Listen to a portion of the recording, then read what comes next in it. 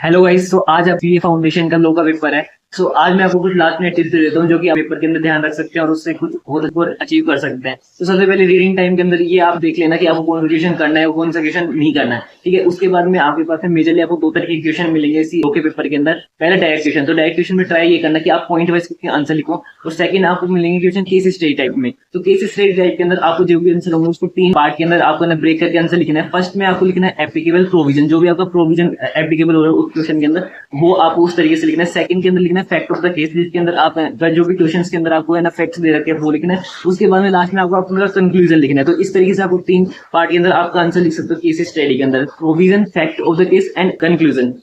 And majorly क्या कर सकते हो कि जो भी आप आंसर लिखोगे डायरेक्ट क्वेश्चन हो या केस स्टडी हो, वहां जहां पर भी आप एप्लीकेबल प्रोविजंस लिख रहे हो, सेक्शन नंबर लिख रहे हो या हेडिंग्स लिख रहे हो किसी प्रोविजन की, या आप कोई भी कीवर्ड की लाइन लिख रहे हो और मेन कंक्लूजन लिख रहे हो यस या नो या एग्री नो एग्रीड, तो वहां पर उसको प्लीज है ना पेंसिल से अंडरलाइन करके आना। इससे अच्छा इंप्रेशन पड़ता है आपकी आंसर शीट के अंदर और आप बहुत अच्छा स्कोर कर सकते हो। और क्वेश्चन अच्छे से आता है उसको आप है ना सबसे पहले अटेम्प्ट करना। जो क्वेश्चन नहीं आता लास्ट के अंदर जो जितना भी आपसे उस क्वेश्चन से रिलेटेड आपको नॉलेज है वो डेफिनेटली लिख के आना, आप बहुत अच्छा स्कोर करोगे। So all the best from my side and let's rock it in your exam.